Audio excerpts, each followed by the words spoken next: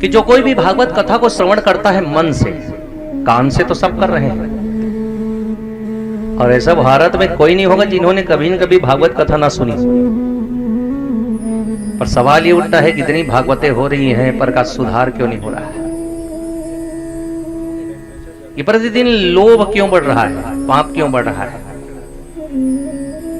क्योंकि अब तक जितनों ने भी भागवत कथा कही उन्होंने भागवत के मूल को नहीं कहा, केवल कथा चल रही है।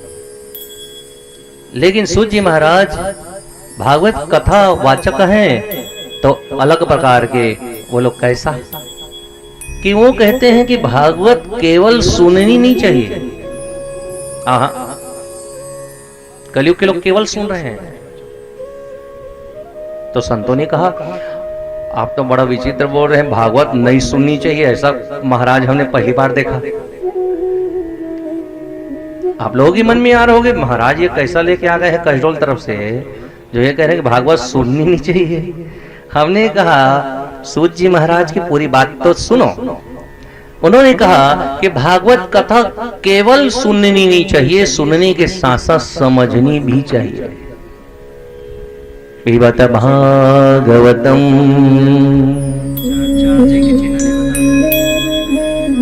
पिबत भागवतम रसमालयम मुहुरहो रसिका भुवि भावुका।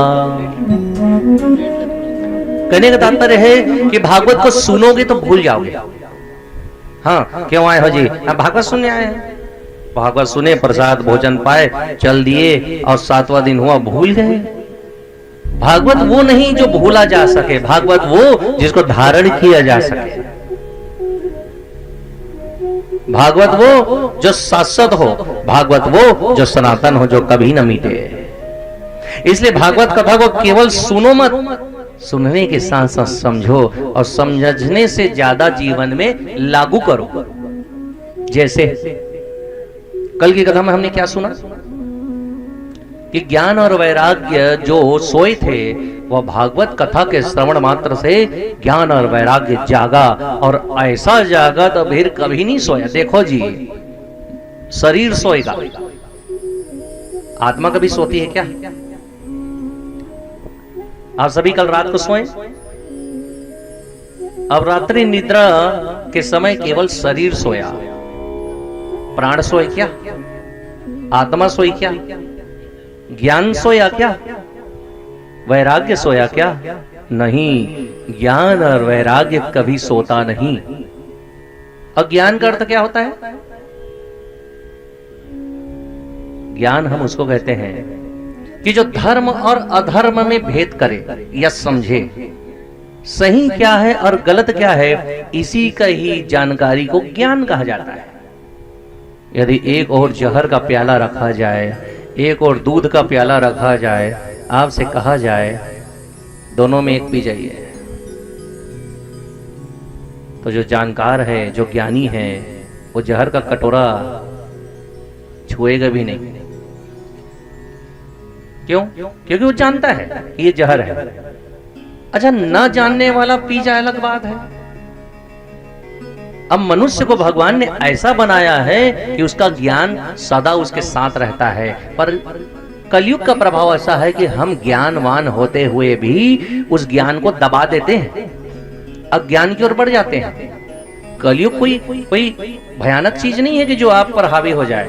कलयुग को आप हावी कराते हैं। क्या शराबी जानता नहीं कि शराब पीने से दोष लगता है? क्या मांसाहारी नहीं जानता कि मांस खाने से पाप लगता है, फिर भी खाता है?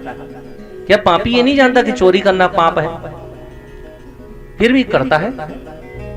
तो आप उसको क्या कहोगे कि जो जान करके अज्ञान बने वो तो अज्ञानी हुआ ना? चलो अनजाने में हुआ कि धोखे से किसी ने मदरा पिला दी, धोखे से किसी ने कुछ खिला दिया, तो ये होता है ज्ञान। और ज्ञान सत्य से यदि जुड़ा रहे तो आपके भीतर ही बोलता है कि नहीं रुक जा, यह गलत है, ये मत कर।